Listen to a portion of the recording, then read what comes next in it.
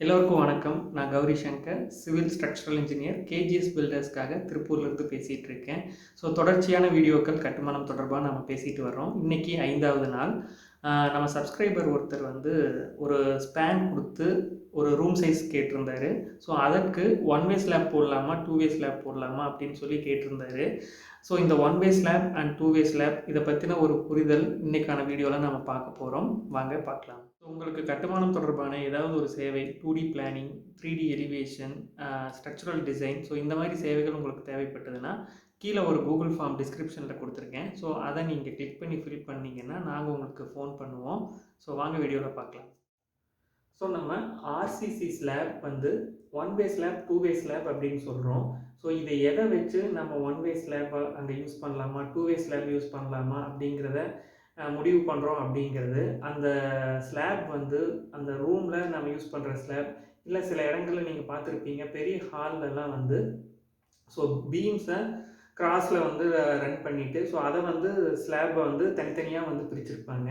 So அதெல்லாம் எப்படி அது பாசிபிலிட்டி இருக்குது அப்படின்னா, ஸோ அந்த ஸ்லாபோட ஸ்பேனிங் லென்த் வைஸும் பிரெத் வைஸும், ஸோ நீள வாக்குலையும் அகல வாக்குலையும் வந்து அதோட ஸ்பேனை எடுத்துக்கிட்டு ஸோ நம்மளுக்கு ஒரு சின்ன கால்குலேஷன் இருக்குது. அதை பேஸ் பண்ணி வந்து நாம் அந்த ஸ்லாப் ஒன் வே ஸ்லாபாக இருக்குமா, டூ வே ஸ்லாபாக இருக்குமா, அங்கே யூஸ் பண்ணலாமா அப்படிங்கிறத முடிவு பண்ணுவோம்.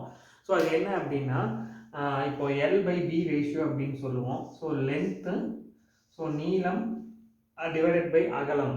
ஸோ இதை நம்ம பண்ணும்போது நம்மளுக்கு வந்து அது வந்து அந்த ரேஷியோ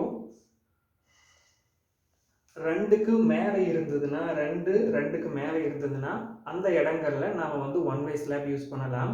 அதே இந்த நீளம் டிவைடட் பை அகலம் நாம் இந்த ரேஷியோ எடுத்து டிவைட் பண்ணி பார்க்கும்போது அந்த வேல்யூ நம்மளுக்கு வந்து 2க்கும் கீழே இருந்தது அப்படின்னா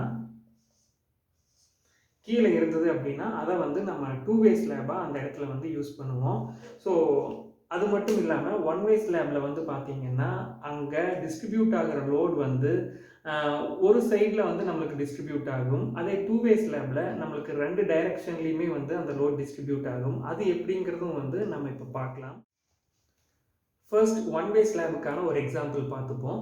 ஸோ ஒரு ரூம் எடுத்துக்கிறோம். அந்த ரூமோட ஸ்பேன் பார்த்திங்கன்னா நீளம் லென்த் வந்து 21 அடி, அதோட பிரெத் அகலம்னு சொல்கிற பிரெத் வந்து நம்மளுக்கு 8 அடி அப்படின்னு வந்து நாம் எடுத்துப்போம். அப்போது இதை வந்து நீங்கள் நம்ம சொன்ன மாதிரி இந்த L/B ரேஷியோ அப்படிங்கிறத நம்ம எடுத்து பார்க்கும்போது 21 அடி டிவைடட் பை 8 நம்ம போட்டு பார்த்தோம் அப்படின்னா அதோட வேல்யூ வந்து நம்மளுக்கு 2.65 வரும். ஸோ அப்போ அந்த 2.65ங்கிறது நம்மளுக்கு 2 விட அதிகமாக இருக்கிறதுனால இந்த இடத்துல நம்ம யூஸ் பண்ண வேண்டிய ஸ்லாப் வந்து ஒன் வே ஸ்லாப் தான் வந்து நம்ம யூஸ் பண்ணுவோம். ஸோ இப்போ இந்த ஒன் வே ஸ்லாப் யூஸ் பண்ணும்போது பார்த்திங்கன்னா நம்மளுக்கு இங்கே வர்ற பீமும் இந்த சைடு வர்ற பீமும் வந்து நம்மளுக்கு வந்து நல்லா ஹெவியான பீமாக வரும். ஸோ இதில் லோடு எப்படி டிஸ்ட்ரிபியூட் ஆகும் அப்படின்னா இந்த ஒன் வே ஸ்லாப்பை பொறுத்த வரைக்கும் நம்மளுக்கு இந்த டைரெக்ஷன்லேயும் இந்த டைரெக்ஷன்லேயும் தான் வந்து நம்மளுக்கு லோடு வந்து டிஸ்ட்ரிபியூட் ஆகும். ஸோ ஒன் வே ஸ்லாபை பொறுத்த வரைக்கும் லோட் டிஸ்ட்ரிபியூஷன் எப்படி இருக்கும் அப்படின்னா உங்களுக்கு வந்து இப்போ இந்த க்ரீன் கலரில் போடுறோம் பாருங்கள்.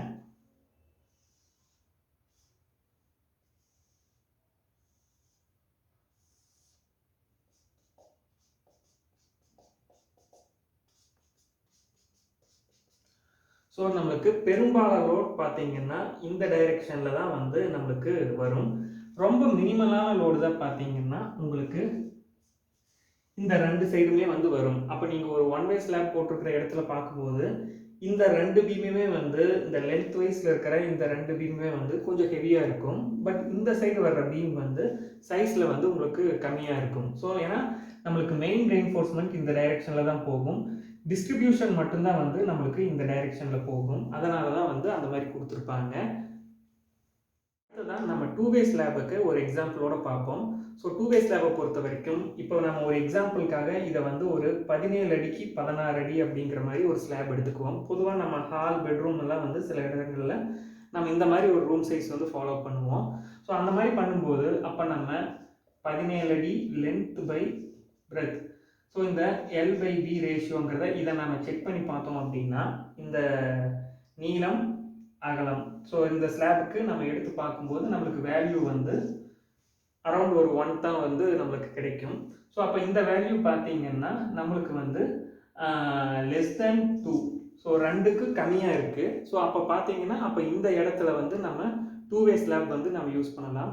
2-வே அப்படிங்கிறது பார்த்தீங்கன்னா நம்மளுக்கு வந்து அதில் யூஸ் பண்ணுற ராட் வந்து நம்ம 1-வே ஸ்லாப்பில் வந்து ஒரு டைரெக்ஷனில் மட்டும் நம்மளுக்கு வந்து அந்த மெயின் ரெயின்ஃபோர்ஸ்மெண்ட் இருக்கும். இங்கே வந்து நம்மளுக்கு 2 டைரெக்ஷன்லேயுமே வந்து மெயின் ரெயின்ஃபோர்ஸ்மெண்ட் வந்து நம்ம கொடுத்துருப்போம்.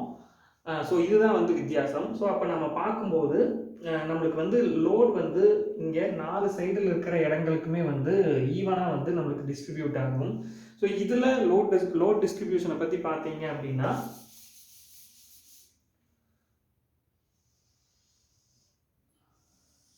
ஸோ இந்த மாதிரி எல்லா பக்கமுமே வந்து ஈவனாக போகிற மாதிரி தான் வந்து நம்மளுக்கு 2-வே ஸ்லாபை பொறுத்த வரைக்கும் இருக்கும்.